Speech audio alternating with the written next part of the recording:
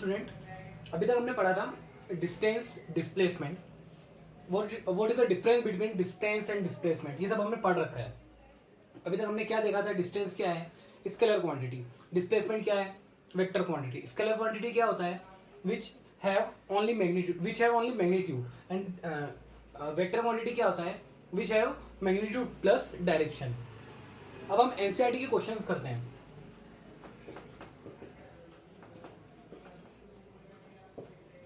ये आपकी बुक का क्वेश्चन है।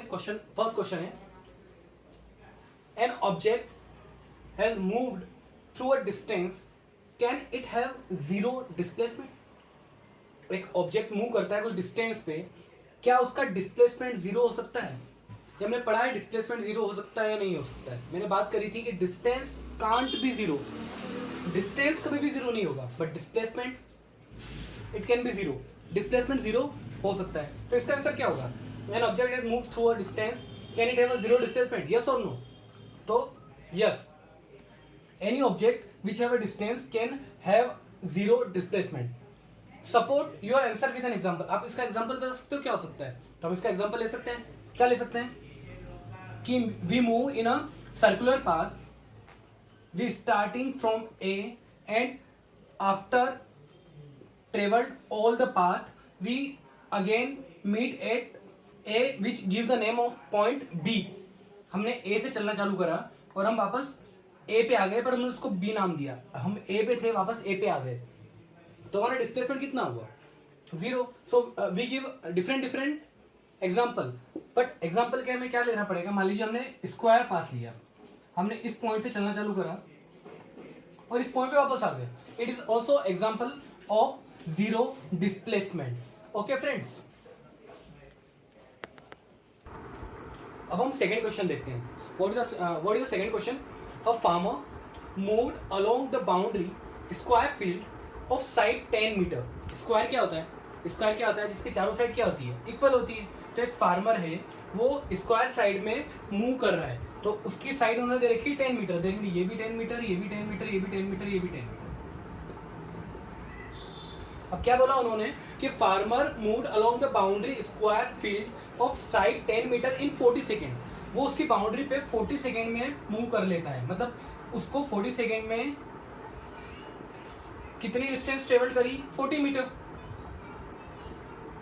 ऐसा क्यों हुआ, क्योंकि वो तो ना, जो स्क्वायर फील्ड की बाउंड्री वो कितनी है, 10 + 10 + 10 + 10, दैट मींस 40। तो 40 मीटर उसने कितने सेकंड में ट्रेवल किया, 40 सेकंड में। Then after what will be the magnitude of displacement of the farmer at the end of 2 minute 20 second. हमें ये फाइंड करना है कि 2 मिनट 20 सेकंड में फार्मर का डिस्प्लेसमेंट क्या होगा, वो इनिशियल पॉइंट से किस पोजीशन पे होगा, तब जाके हम डिस्प्लेसमेंट फाइंड कर सकते हैं। उससे पहले हम इसको कन्वर्ट करते हैं सेकेंड्स में। 2 मिनट 20 सेकेंड्स मीन्स कितने सेकेंड्स, तो हमें पता है 1 मिनट में कितने सेकेंड्स होते हैं, 60 सेकेंड्स। तो 2 मिनट में कितने सेकेंड्स होंगे, 120 सेकेंड्स प्लस 20 सेकेंड्स और है, that means how much second, 140 seconds. अच्छा, एक सेकेंड में वो कितना ट्रेवल करता है, तो वो 40 सेकेंड में 40 मीटर ट्रेवल करता है, तो एक सेकेंड में कितना करेगा, एक सेकेंड में कितना करेगा, 40 मीटर अपॉन 40 कैंसिल हुआ तो 1 मीटर। तो एक सेकंड में कितना ट्रेवल करेगा, 1 मीटर। तो अच्छा, 140 सेकंड में कितना ट्रेवल करेगा, तो 140 सेकंड में 140 metre.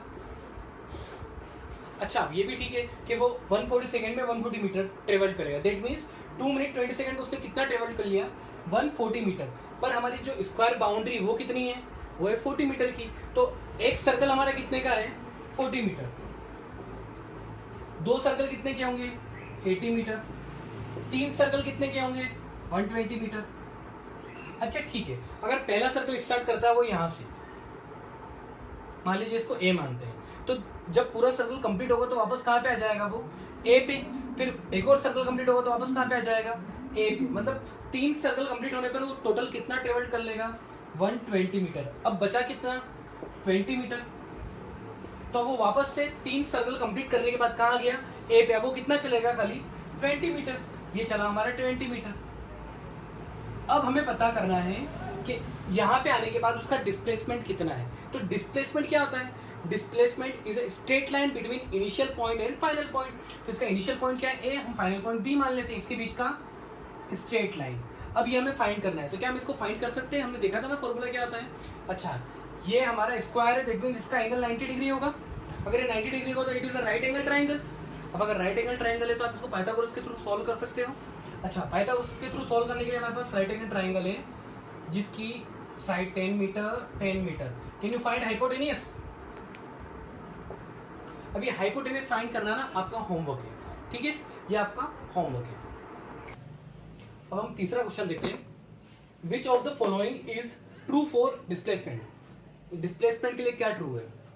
It can't be zero, it is true और not? It can't be zero, it is true और नॉट। ये कभी जीरो नहीं हो सकता, इट इज ट्रू और नॉट, तो इट इज फॉल्स, क्योंकि displacement can be zero. Its magnitude is greater than the distance travelled by the object. क्या इसका मैग्नीट्यूड, मैग्नीट्यूड मीन्स वही होता है न्यूमेरिकल वैल्यू। मैग्नीट्यूड का मीनिंग क्या होता है? Numerical value. It's magnitude is greater than the distance travelled by object. अभी हम देखते हैं, मान लीजिए यहां से हमने डिस्टेंस ट्रेवल की 10 मीटर 10 मीटर और 10 मीटर, तो वो ये पूछ रहा है कि क्या डिस्प्लेसमेंट डिस्टेंस से ज्यादा होगा? It's magnitude is greater than the distance travelled by the object. ऐसा हो सकता है क्या? It is a straight line और इसका मैग्नीट्यूड हमेशा क्या होगा? डिस्टेंस से कम होगा। तो ये भी क्या है हमारा? फॉल्स। ठीक है, तो पहला भी हमारा फॉल्स है, दूसरा भी हमारा फॉल्स है।